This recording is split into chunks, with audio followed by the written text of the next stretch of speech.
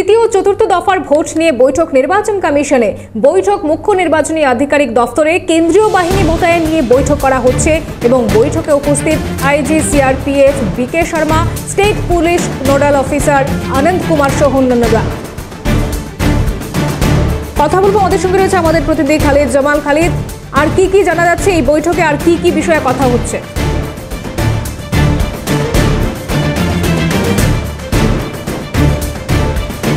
দেখো, ইতিমধ্যে কিন্তু মুখ্য নির্বাচনী আধিকারিক দফতরে স্টেট ফোর্স নোডাল অফিসার যিনি রয়েছেন তিনি এবং সিএপিএফ নোডাল অফিসার যিনি রয়েছেন অর্থাৎ সিআরপিএফ আইজি বিকে শর্মা এবং মুখ্য নির্বাচনী আধিকারিক আরিজ আফতাব সহ অতিরিক্ত মুখ্য নির্বাচনী আধিকারিক যারা রয়েছেন তারা এই বৈঠকে উপস্থিত রয়েছেন। এবং তার পাশাপাশি তোমাকে জানিয়ে রাখি যে এই জাতীয় নির্বাচন কমিশনে যে ফোর্স কোঅর্ডিনেশন কমিটি রয়েছে তার যারা সদস্যরা রয়েছেন সবাই কিন্তু এই বৈঠকে উপস্থিত রয়েছেন। বৈঠক মূলত চতুর্থ দফার চূড়ান্ত নিরাপত্তা ব্যবস্থা নিয়ে কিন্তু বৈঠক রয়েছে। চূড়ান্ত দফায় আমরা জানি যে 8টি লোকসভা কেন্দ্রে কিন্তু ইতিমধ্যে ভোট হবে এবং সেখানে কিভাবে নিরাপত্তা ব্যবস্থা করা হবে সেই সমস্ত বিষয় নিয়ে কিন্তু মূলত এই বৈঠকে চূড়ান্ত হবে।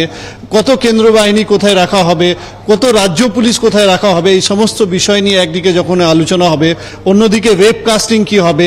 আমরা জানি যে ইতিমধ্যে এআই প্রযুক্তি ব্যবহার করছে জাতীয় নির্বাচন কমিশন। এআই প্রযুক্তির ব্যবহার কিভাবে হবে, ইতিমধ্যে আমরা জানি যে এআই প্রযুক্তিটা কিছুটা পরিবর্তন হয়েছে, যেখানে কিন্তু আমরা প্রথম 2 দফা আমরা যেখানে দেখেছিলাম যে কিছুটা হলেও কিছু সমস্যা তৈরি হয়েছিল, যান্ত্রিক ত্রুটি কিছু হয়েছিল এআই প্রযুক্তির ক্ষেত্রে, কিন্তু সেটা আরও উন্নত করে যাতে এআই প্রযুক্তিকে আরও ভালোভাবে ব্যবহার করা যায় সেই পদ্ধতি একদিকে অবলম্বন করতে চাইছে নির্বাচন কমিশন। অন্যদিকে আমরা জানি যে এই যে এআই প্রযুক্তির মাধ্যমে যে নজরদারি, সেই নজরদারি আরও বৃদ্ধি করার জন্যে একটা পরিসংখ্যানও কিন্তু তারা ঠিক করে দিয়েছেন, একটা সংখ্যা ঠিক করে দিয়েছেন যে একটা বুথে কতজন থাকবেন এবং কতজন থাকলে সেই অ্যালার্ট আলার্ম যেটা রয়েছে জাতীয় নির্বাচন কমিশন এআই প্রযুক্তি সেটা বাজবে না, সেটাও ঠিক করে দিয়েছে। ইতিমধ্যে 15 জনের বেশি কিন্তু যদি একটা বুথে কোনো মানুষ থাকেন তাহলে সেখানে অটোমেটিক্যালি কিন্তু একটা অ্যালার্ম বাজবে, সেটা সরাসরি কিউআরটি টিমের কাছে পৌঁছে যাবে। সেখানে কিন্তু সঙ্গে সঙ্গে কিউআরটি টিম এবং যারা নিরাপত্তা রক্ষীরা রয়েছেন, বিশেষ করে যা কেন্দ্রীয় বাহিনী রয়েছে, তারা সতর্ক হয়ে যাবেন। এই সমস্ত বিষয় চূড়ান্ত করতে কিন্তু এই চতুর্থ দফা বৈঠক। কিন্তু তোমাকে জানিয়ে রাখি যে নির্বাচন কমিশন এই মুহূর্তে কিন্তু তৃতীয় দফারেও কড়া নজর রয়েছে। মুর্শিদাবাদে যেভাবে একের পর এক উত্তপ্ত হয়ে উঠেছে, মুর্শিদাবাদের উপরে কিন্তু বিশেষ নজর রাখতে চাইছে জাতীয় নির্বাচন কমিশন এবং মুখ্য নির্বাচনী আধিকারিক দফতর। আজকে এই বৈঠকে কিন্তু এই 8টি লোকসভা কেন্দ্রে যারা জেলা নির্বাচনী আধিকারিকরা রয়েছেন তারা একদিকে উপস্থিত রয়েছেন বিশেষ পুলিশ পর্যবেক্ষক রয়েছেন, সাধারণ বিশেষ পুলিশ পর্যবেক্ষক যারা রয়েছেন তারা কিন্তু এই বৈঠকে রয়েছেন।